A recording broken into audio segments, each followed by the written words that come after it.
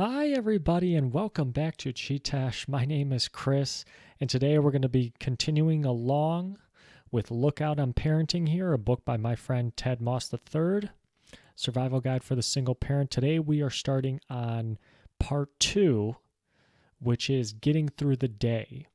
And we're going to start off talking about Rise and Shine. So this chapter will be all about getting your kids up in the morning, up from bed, up from hopefully a good night's rest, and into the day, getting some good food in them and getting them out the door. And I want to thank you guys for being patient with me. Last week I did not post. I actually was in the process of moving, so I moved into a condo and got that all situated, unpacked, and everything.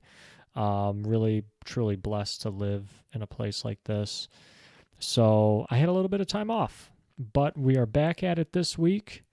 Let's jump right into it, guys. I know you've been waiting on me, but I thank you for being patient. First, like we usually always do, let's talk about what we did last time, what we talked about last time. So 2 weeks ago, we were still on Teddy's tips, and we talked about tips 12 through 15. And number 12 was setting a good example, right? This kind of harkens back to one of Ted's tips on being consistent, right? And I think you need to be consistent in your example that you set, all right? And Ted points out in this chapter, don't criticize your child without first looking at your behavior, because that's most likely where they got it from. So if you don't like something you see in your child, well, maybe you have to set a better example. And it's not just doing it when you're around your child, when you're hanging out with your child. No, you actually should be setting this consistent good example, setting this consistent example of what you want your child to be 24/7, even when they're not looking. Children find out. Children can pick up on vibes that they can see without seeing. It's crazy. I totally get where Ted's coming from when he talks about this. So that was setting a good example. Next, we talked about fostering respect, and it's a very this is a challenge with your toddlers because you're trying to tell them and show them what's right and wrong, what behaviors are accepted and not acceptable, but you still have to instill in them that we have to respect other people if they behave and say other things that are different than how we act, right? Because maybe it's something culturally different, for them, that's culturally acceptable for them. So it's a really tough dichotomy. And Ted talks about in this chapter saying that different, you have to teach them basically different does not mean bad. It just means that there's a difference in culture. There's a difference in the way the families run things. All right. And that's going to be a challenge. I can totally see how that's a challenge. Next, tip 14, be a teacher. And this is really at the root of being a parent. You're trying to teach your child how to live in this world, how to go about living their lives in the best manner possible. And that really stems from teaching. And that's, again, your job as a parent. You're not a friend. You're a parent. But at the root of being a parent is being a teacher. And then the last tip, number 15, was preparing for release. So here's where someday your child is going to leave the nest, and you have to successfully prepare them to address all the challenges that they will face in the world. And this isn't you helicopter parenting here, right? You have to realize there's going to come a day where your child will no longer be a child. It'll be a man or a woman. Now it's time for them to face the world head on, and hopefully you have done a good job in preparing them for that. All right, so that was tips 12 through 15, Teddy's tips. Like I said, today we're going to talk about getting through the day, starting off with chapter 1 of this section, how to get your kids up and ready for the day without going nuts. And Ted lays out a 4-step plan, 4-step battle plan to helping your kids get ready for the day. So number 1, you got to know your customer. Know your customer. And Ted talks about the first step in persuasion is gaining an understanding of that person, which totally makes sense for me from my time as a sales rep. You approach each sale. I mean, you have your setup and you maybe like welcome the person the same, but along the way, along this path of a sale, you're improvising or you're tailoring it specifically to that person, whether that person is very outgoing or introverted, or maybe not the gatekeeper, or maybe they're not the decision maker, maybe they're the gatekeeper. So that's the first step, is just you want to understand who that person is. And this is the same with your children. The way you get your kids up is going to differ from kid to kid, potentially, right? And Ted talks about this. One of his kids, super easy, was always up right away. The other one took a little more time, would just kind of stare at the ceiling, didn't really want to get up, as you can see from this bullet point here. So you have to keep that in mind. The goal here is to transition your toddler from sleep to out the door. And it's the way you do it might be different depending on your kid and each of your kids' personalities. Like Ted says in this chapter, your toddler's initial response is going to be based on just their inborn characteristics. They are going to be going from a level of comfort, the softness and the warmthness of their bed, to a heightened state of mind. You can't expect every child to be very cordial in this process. Some are going to throw a fit. Maybe others, they're not going to throw a fit. They're going to welcome it. But you just have to be ready for that. Know your customer. Next, have a plan. You should not be making it up as you go. So I know I said in my sales encounters earlier, I said, oh, you kind of improvise it. Okay, you shouldn't really improvise. You should have a plan in place. Now, yes, plans, the best laid plans of mice and men often go awry. That's when, hey, you need to be able to, shuffle on your feet, stay on your tiptoes, and be able to, improvise a little bit. But you should always go into it with a plan. And it's the same thing with kids. You should not be making it up as you go. So Ted talks about some things here, and he gives a really detailed list on page 56 here. So you kind of have it, like, ask yourself these questions, because the questions are going to lead to answers. Which child gets up first? Maybe, depending on which child gets up first, that's the one you spend the most time with, or the least amount of time with, right? Or the most amount of time with. Yeah. What will they be wearing for the day? And that's something you can kind of plan out the night before. What can they safely do while I'm doing something else? So maybe while you're helping one kid, brush his teeth, the other kid is putting stuff in their backpack, right? They can kind of safely do that, and it kind of saves you time. Does the car have gas? Do I need to get gas? Should I get gas the night before? What can be packed the night before to save time in that early morning? And Ted has some other things in the book. He's got a pretty extensive list. Just some things to consider. Have that plan. Think about these things the night before with your spouse, or spend part of an evening after dinner thinking about the battle plan for the next morning. If you have somewhere to be, church, social gathering, your parents' house, a birthday party, etc. Let's continue. So once you kind of start asking these questions, now you have to make a plan. So, something I love to do, lists. Yeah, I make a lot of lists. Make a list of what needs to be accomplished before you leave in the morning. And Ted here says a list should be a minimum of 25 different things. Wow, that seems like a lot. I would be very intimidated. My lists during the day are not 25 things. Now, I had like 25 things for my move. I had a lot of things I had to check off and get done. But for kids, wow, I can't imagine what that's going to be like.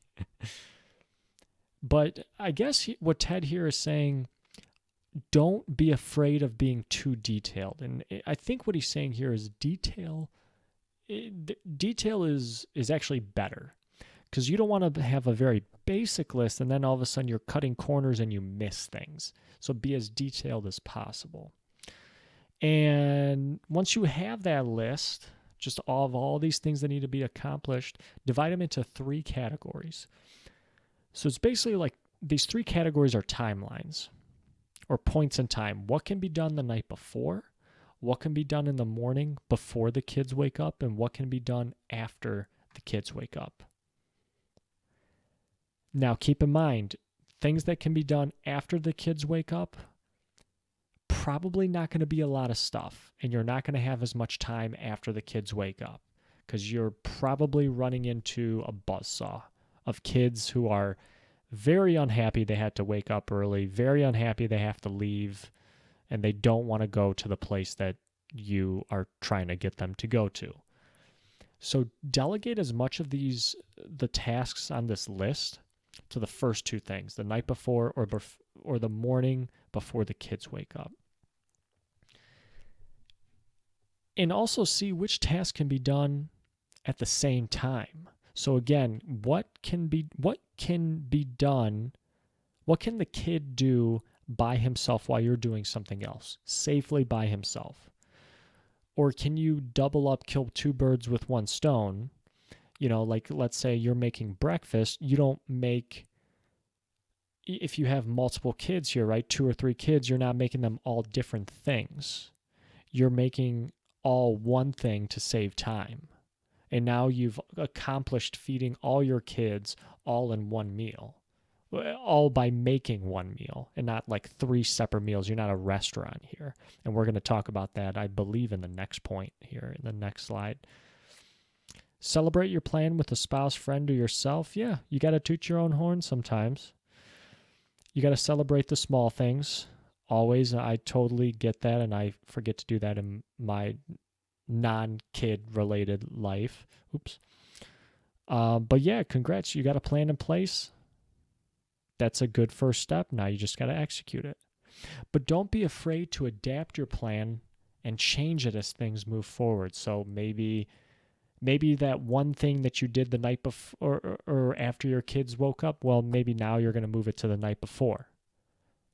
Right? Packing up the diaper bag, you tried to do it the morning before the kids wake up. Well, you didn't really leave you enough time. Your kids woke up halfway through you packing. Okay, so I'm going to do that the night before. So don't be afraid to adapt to change. Next point, operate on kid time. Operate on kid time. I think we talked about this in one of Ted's tips, where kids don't really have a concept of future and past like adults do. Kids are just hyper-focused on the present. And for that reason, time is like very slow for them. But for us as adults, it's very fast, because we're always thinking about, oh, what do I have to do next? What do I have to do next? We're always looking to the future. So it seems like it's going faster, but for kids, they get lost in the present, and it goes by it's a different sense of reality. It's a different sense of time. And kids can get easily distracted from the task at hand. So you're not going to get things done within the time frame you want with your kids as you would with adults. Keep that in mind in the mornings. Keep that in mind. And maybe think about possibly that's why you delegate tasks to the night before. That's why you wake up super early to do tasks before they wake up. You're not going to be able to really rush kids. I mean, you can it's been done. It's been done to me. But Ted advocates here kids need time and space to experience the new things that you're going to be throwing at them. So you have to give them enough time to do that while also trying to get them out the door in a timely fashion. And I can imagine here that it's a really like tightrope to walk on, you know.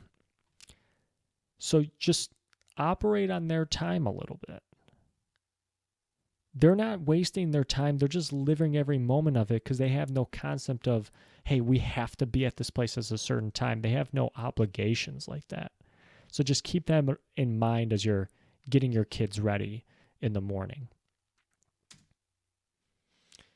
And the next point, and I believe this was the last point, accept the unexpected. Like I just mentioned a few minutes ago, the best laid plans of mice and men often go awry. And what did Mike Tyson say too? Everybody's going to plan until they get punched in the mouth, right? Just plan on there being some punches in the mouth in the mornings, right? Plan on your plans not going as expected. But Ted has a story in here about him on his job and somebody telling him that it's not that you got screwed, it's how you took the screwing. Reminds me a lot of a quote I heard where life is 10% what happens to you and 90% how you react to it. Most of life is how you just react to certain situations, and that's where you have a choice in that. You have a choice in that. And you accept the consequences from those choices, the 2 C's, choices and consequences. So it's how you took the screwing. It's how you react to a situation, adjust to it, accept it, and just move on. You have a goal. You have a plan in place. Yeah, you were not planning on this crazy, wild thing happening, but you accept it. It's going to suck. You get through it and you move on and you do better the next time. Like, what do we say from 4 Agreements? Always do your best. Accept the current situation as it is without getting angry. Try not to get emotional about it. That ends up just expending energy. You end up putting all your focus into that emotion, into that one thing that went wrong, and then now nothing's really getting done. Now your energy could be better spent, again, trying to stick to the other parts of your plan that didn't get all screwy and getting those kids out the door. And Ted talks about here these 3 points. First thing you do when you come to a situation where you're kind of getting screwed, and this is in regards to your kids and getting them up and out the door. Decide if you can live with it. If not, change the plan and just roll with the punches.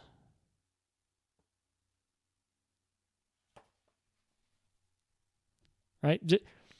Decide. My plan didn't go as planned. No pun intended. Can I live with it? If not, then we're going to change the plan.